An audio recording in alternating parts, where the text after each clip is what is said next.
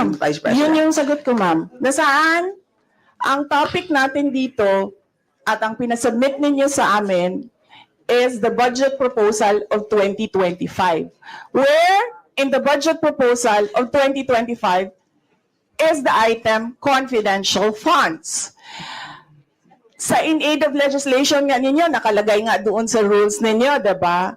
The discussion should be germane to the topic. The topic is a 2025 budget proposal. Now tell me, Madam Where Vice is President, the Honorable Franz confidential Castro funds? has already provided a sufficient explanation for why she asked the question. So please proceed with your answer. Madam Chair, It's a very why are simple we discussing question. the budget of 2023 and 2024? Honorable Franz Castro. So kung ayaw niya sagutin, Madam Chair, so